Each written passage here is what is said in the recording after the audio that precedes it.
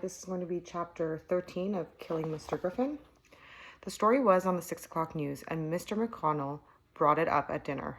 On television this evening, they were telling about a Del Norte teacher who's been reported missing. Missing, Mrs. McConnell repeated. Missing how? Do you mean he simply disappeared? That's about the size of it. He taught his classes yesterday, and then he never was seen again. His name's Brian Griffin. Sue, don't you have a class with him? Yes, Susan said faintly. English first period. They gave his description: 41 years old, medium height and weight, dark hair, a mustache.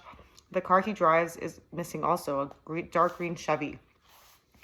I wish my teachers would disappear, Craig said enviously. Sue gets all the luck. Don't joke about something like this, Craig, his mother said. Think how you would feel it if it were Dad.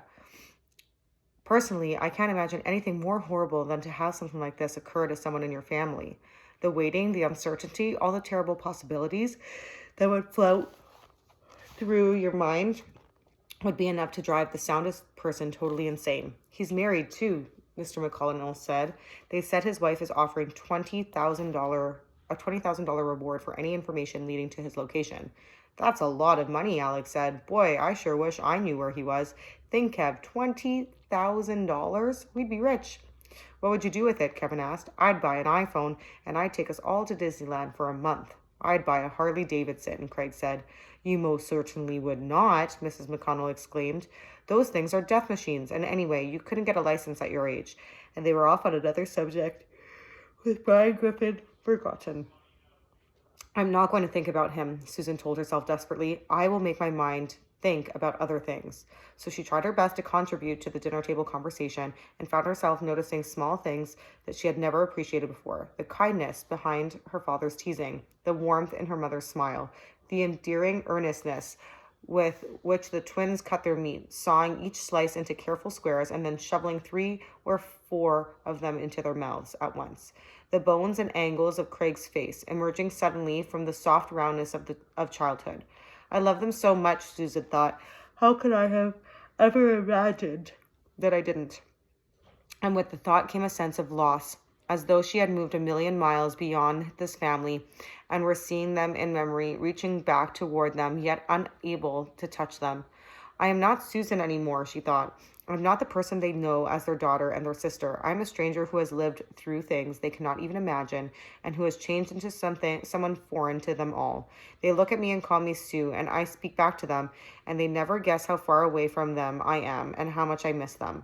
When dinner was over, Susan cleared the table and helped Craig load the dishwasher. The twins, whose job was to wash the pans, stood at the sink and fight over who would do the broiler.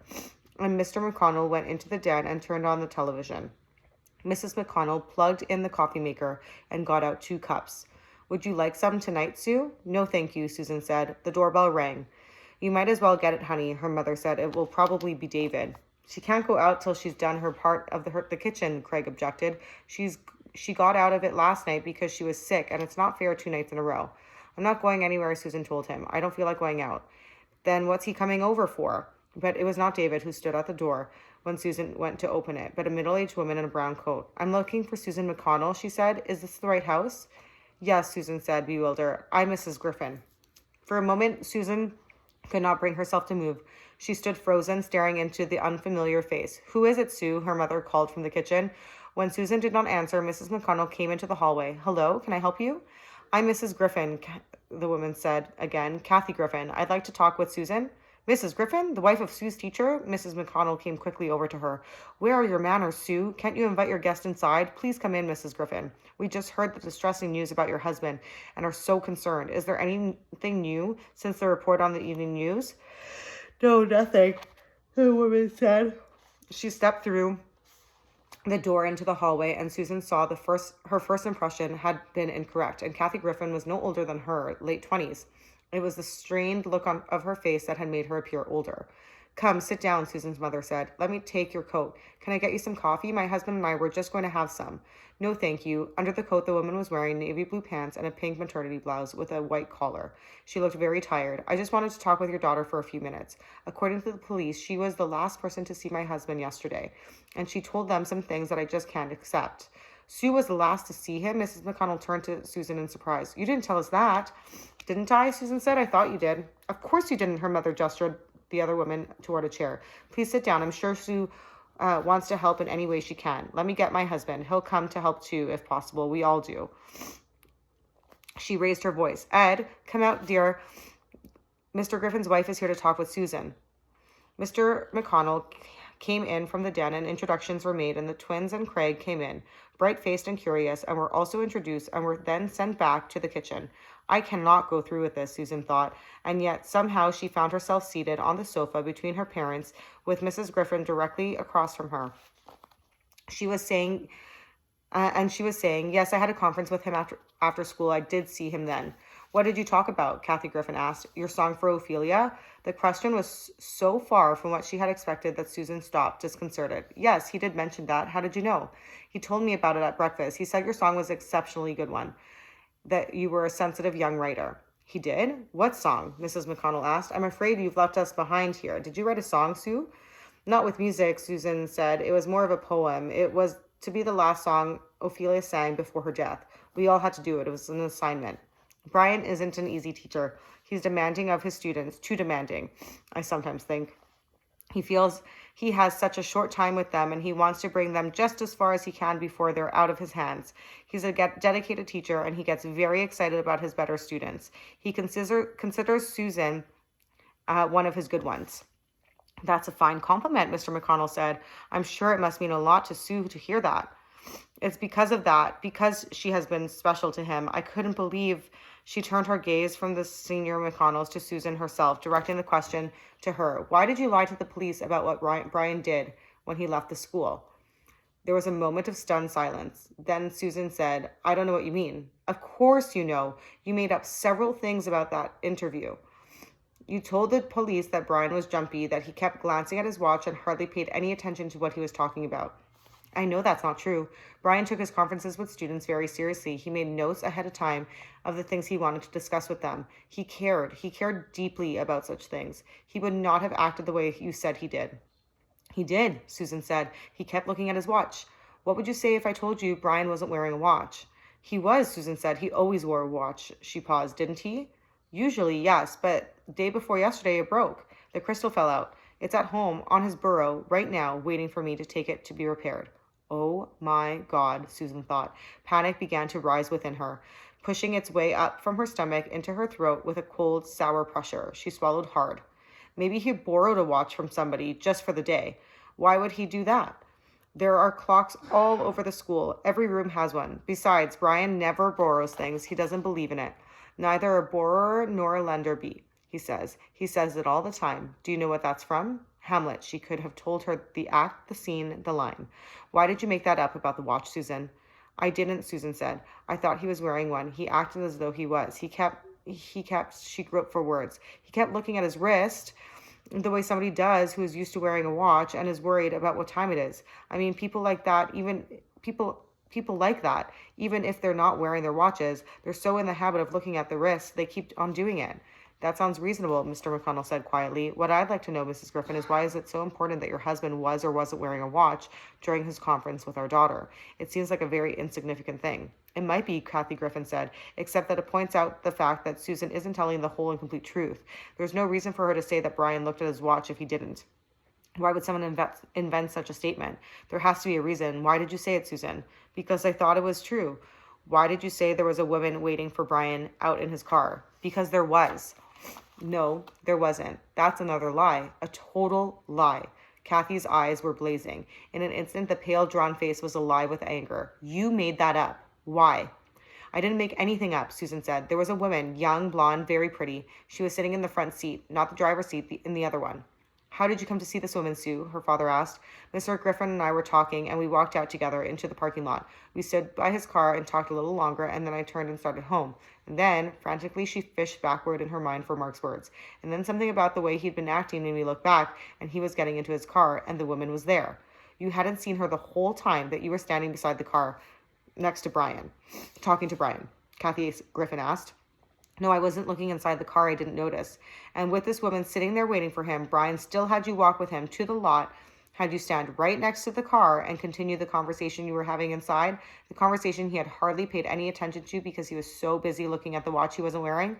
Yes, Susan said. Yes, he did. Could you describe this woman in more detail? I already said she was blonde and young.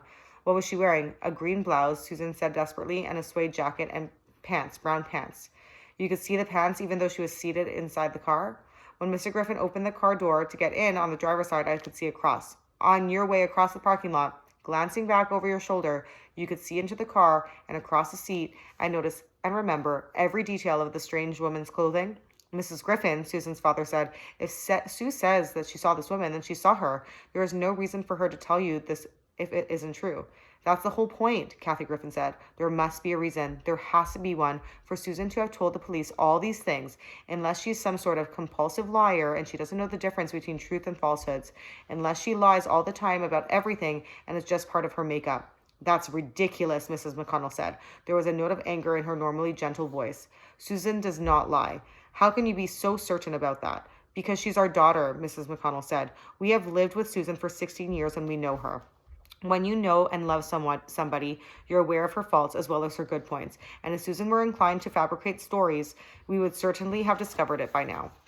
I feel the same way exactly about my husband, Kathy Griffin said. I know him, and he did not leave the school with some beautiful woman and forget to come home. Something else happened to him, something I can't even begin to imagine, but Susan can.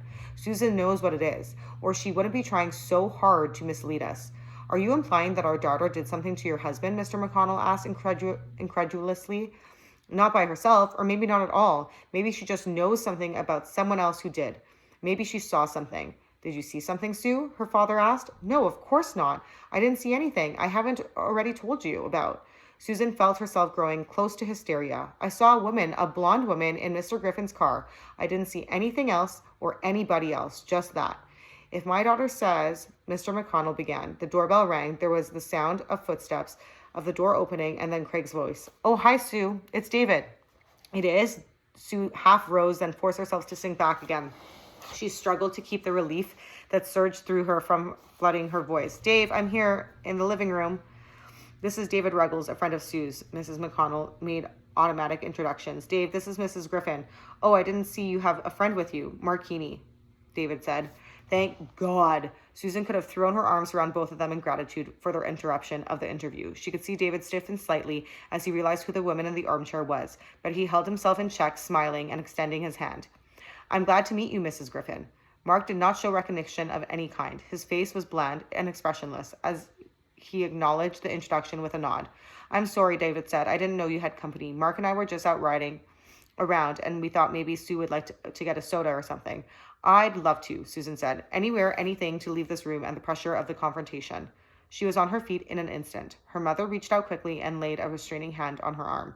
Mrs. Griffin may have more things to ask you, dear. I don't have anything more, Kathy Griffin said quietly. I know Susan's eager to go out with her friends. Are you boys in my husband's class also? Yes, David said. What was your name? Ruggles? Yes, of course.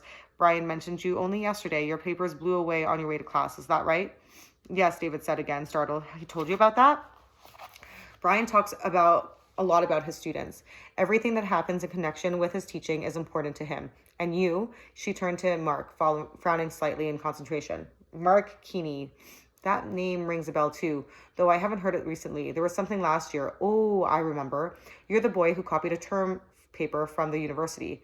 I'm afraid so, Mrs. Griffin. Mark dropped his eyes. I was going through a problem time in my life last year, and I made some mistakes I've been sorry for.